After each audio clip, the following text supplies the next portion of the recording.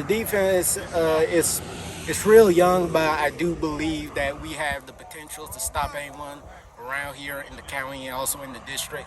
I definitely believe that we're a force to be reckoned with me and several other of my comrades, alongside with me. I think we're a perennial force defensively, also led by a defensive mind, Coach Smith over there. I definitely believe that we got something special here.